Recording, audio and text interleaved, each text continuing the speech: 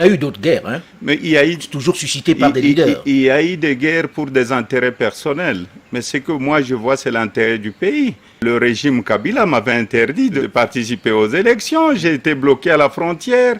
On a refusé à ce que je puisse assister à l'accord de la Saint-Sylvestre. Je ne suis pas allé faire la guerre. Parce que pour moi, un pays en guerre, c'est un pays qui peut disparaître un jour. Le Congo ne doit pas disparaître. Donc nous devons travailler dans l'harmonie et la démocratie doit aller de l'avant. Mais alors, qu'est-ce qui vous oppose tant à Joseph Kabila Kabange? Vous étiez ensemble, certains disent même que vous lui devez votre fortune, que vous êtes devenu ce que vous êtes devenu grâce à lui, et que vous êtes parti un peu avec une partie de cette fortune. Qu'est-ce qui vous oppose tant? Qu'est-ce qui vous a fâché? Vous savez, il y a beaucoup de spéculations. Avant que j'entre en politique, je ne suis pas venu en politique le poche vide. J'ai vu des gens venir en botte ou en babouche. Quand je suis entré en politique, je suis un opérateur économique très assis. Et c'est pourquoi je suis respecté par notre population. Et j'ai toujours demandé aux politiciens congolais, à la population congolaise, si nous pouvons organiser une table ronde et chacun puisse expliquer l'origine de sa fortune. J'ai travaillé très jeune, j'étais un très jeune entrepreneur, donc j'ai un bilan.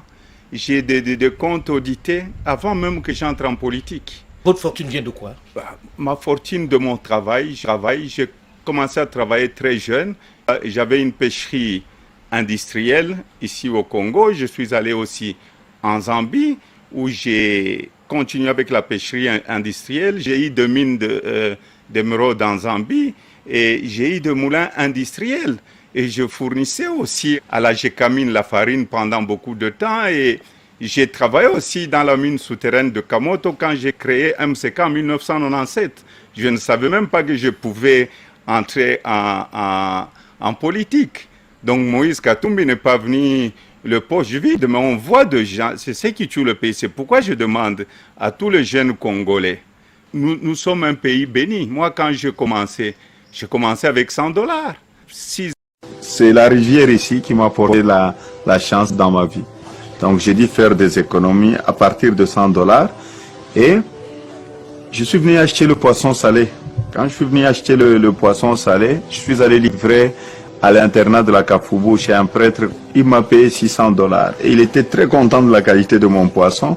Il m'a demandé s'il pouvait me donner un prêt pour amener plus de poissons parce que c'était de la très bonne qualité. Je dis, un prêt de combien? 3000. J'ai eu peur d'avoir un prêt de $3000. Ça, c'était vers les années 85.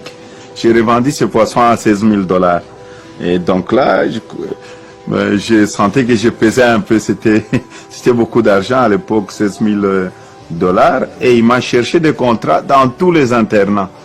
Et quand il m'a cherché les contrats dans tous les internats, je me suis retrouvé peut-être avec $50 ou $60 000, mais je ne dormais pas. Dans la chambre tout le temps, j'étais obligé de compter l'argent. Quand j'ai quitté, je n'avais plus sommeil, j'étais obligé de compter l'argent. 3 mois après, je suis allé à la BCDC demander un prêt pour avoir un nouveau camion. Et j'ai acheté un nouveau camion. Et 6 mois après, j'avais 10 camions. 3 ans ou 4 ans après, j'avais déjà gagné le premier million de dollars que j'avais gagné dans la pêche. Donc j'ai travaillé très dur. Aujourd'hui, je demande à tous les jeunes Congolais, nous sommes un pays béni. Moi, quand les gens vont en politique pour se faire de l'argent. Non, on va en politique pour aider la population congolaise et non pas pour se faire de l'argent. Certains disent...